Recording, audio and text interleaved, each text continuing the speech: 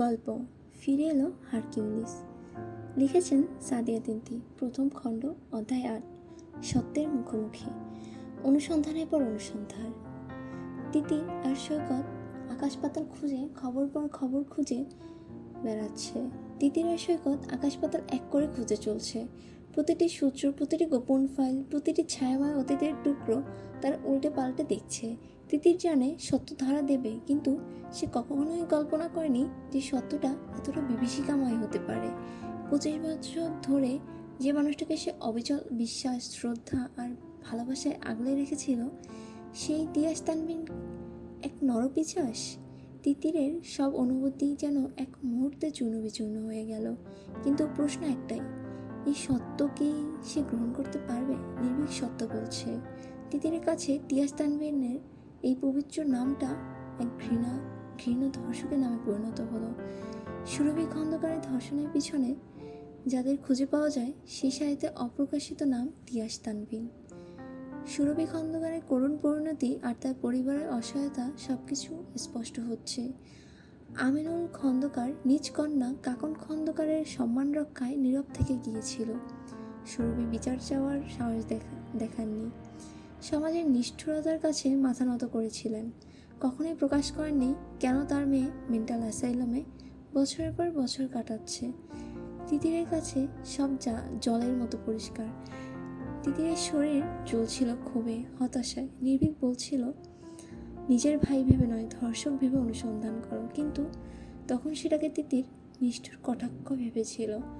আজ যখন সমস্ত প্রমাণ সামনে, তখন তার মনে হচ্ছে সত্য আগুনের মতো, যত কাছে যাবে তত দগ্ধ হবে। তিতিরের শরীর থরথর করে কাঁপছিল। ক্ষোভ, হতাশা, লজ্জা আর এক অব্যক্ত বেদনা তার রক্তের প্রতিটি কোষে দাউ দাউ করে চলছিল। তিয়াস তানবিন তার নিজের রক্তের সম্পর্কে ভাই, একজন ধর্ষক। এই সত্যকে সে গ্রহণ করতে পারবে? যে ভাইয়ের ছায়ায় সে বড় হয়েছিল, যে ছিল তার প্রথম নির্ভরতার ঠিকানা, সেই তিয়াস কিভাবে এমন নিষ্ঠুরতা করেছিল? তিতির জানে এই সত্য থেকে সে পালাতে পারবে না। সত্যকে অস্বীকার করলে সে নিজেও এই অপরাধের একজন পরোক্ষ অংশীদার হয়ে যাবে। কিন্তু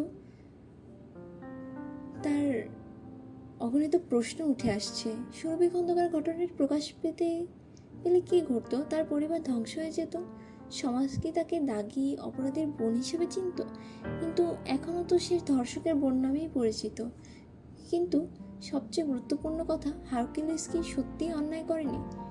আইন যেখানে ব্যর্থ, সেখানে কি এই ছায়া মানুষ বিচার করতে পারে? তিতির জানে সে থামতে পারবে না। সত্য যতই নির্মম হোক, সে এটা অস্বীকার করতে পারবে না। তিতিরের চোখের সামনে নির্ভীকের প্রতিটি বাক্য, প্রতিটি ইঙ্গিত এক নতুন আলোতে স্পষ্ট হয়ে উঠেছে।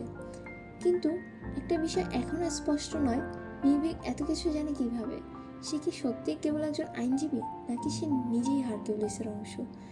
সৈকত এক দৃষ্টিতে তিতিরের দিকে তাকিয়েছিল। সে জানে তিতিরের মনে ঝড় চলছে, কিন্তু সে একটা বিষয় স্পষ্টত বুঝতে পারছে। তিতিরের লড়াই এখন আর কিছু শুধু হারকিউলিসের বিরুদ্ধে নয়।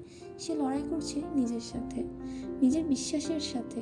কিন্তু এই লড়াইয়ে শেষ পর্যন্ত কে জিতবে? সত্য নাকি সম্পর্কের আবেগ? আচ্ছা, আজকে আমরা একসাথে 2টি পর্ব দিব। এখন হচ্ছে অধ্যায় 9 পড়া শুরু করলাম। অধ্যায় 9, নীরবতার ছায়া।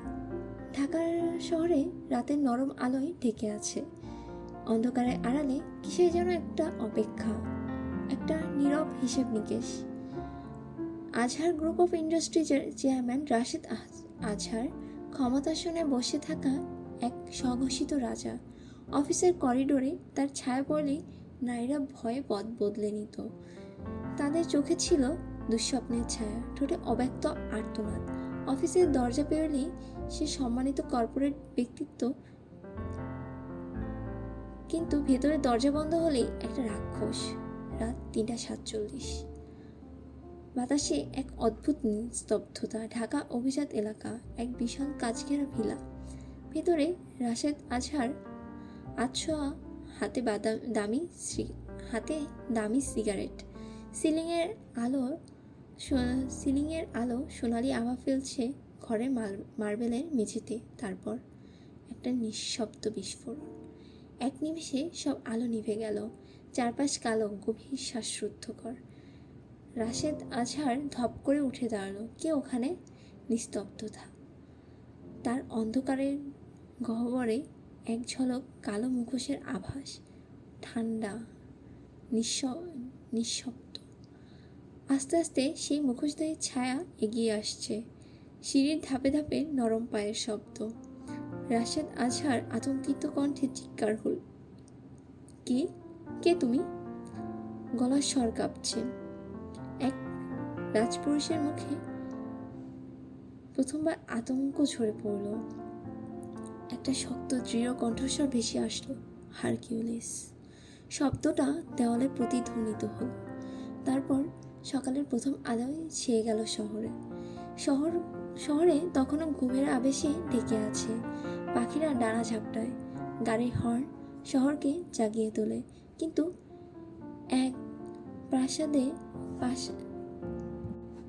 এক প্রাসাদসম বাড়ির সামনে সবকিছু স্তব্ধ। পুলিশ লাইন টেনে দিয়েছে, মিডিয়ার ক্যামেরা ঝলসে উঠছে। রাশেদ আজহার পড়ে আছে তার বিলাসবহুল বিছানায়, ঘাড় কাটা, রক্ত শুকিয়ে গাঢ় লাল। তার বুকের ওপর রাখা ছোট্ট একটা চিরকুট। কাঁপা কাঁপা হাতে এক পুলিশ অফিসার কাগজটা তুলে নিল। ধর্ষকের শাস্তি মৃত্যু, হারকিউলিস। সকালে অন্য কোথাও, অন্য এক প্রান্তে কোনো এক পুরনো চায়ের দোকানে এক যুবক চুপচাপ বসে আছে।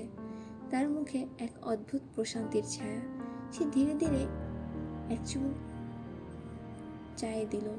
তারপর দোকানদারকে এক কোণে ফেলে রাখা ধুলো পড়া একটা ভাঙা আয়নার দিকে তাকিয়ে নিজেকে একবার দেখলো। তার ঠোঁটে অদ্ভুত এক হাসি। কিন্তু সে কি হারকিউলিস? বিগত 3 দিন তিতির গৃহবন্দী। অফিসে যাওয়া তো দূরে থাক, তার মাকে দেখতে হাসপাতালেও যায় না। সে হয়তো ভীষণ ক্লান্ত, পরিশ্রান্ত। সৈকতের সাথে অবধি যোগাযোগ রাখিনি কয়দিন। তবে আজ ঘড়িতে সকাল 11:45 বাজতেই সৈকত হাজির তিতিরের বাসায়। দীর্ঘ 15 মিনিট লাগাতার কলিং বেল বাজানোর পর ঘুম ঘুম চোখে একদম এলোমেলো তিতির দরজা খুলল। সৈকত জানতো তিয়াসের এই তিক্ত সত্য এত সহজে হজম হবে না তিতিরের।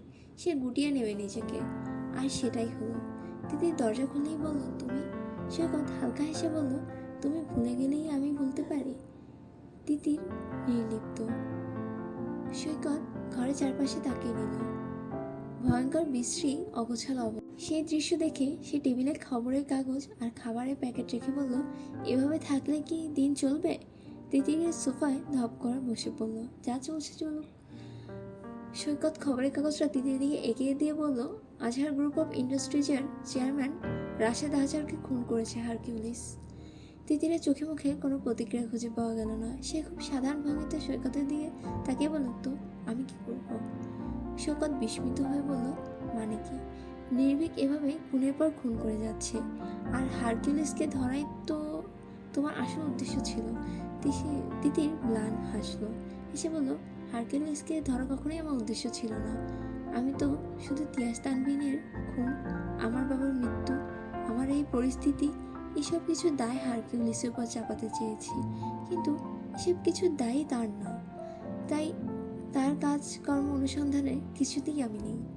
সৈকত বেশ কিছু সময় চুপ থেকে বলল, তাহলে অফিসে গুজব নয়, এটা সত্য যে তুমি আনোয়ার স্যারকে ইমেল করেছ এই প্রজেক্ট থেকে সরে যাওয়ার জন্য? তিতির কিছু বলল না, শুধু একটা শুকনো হাসি দিল।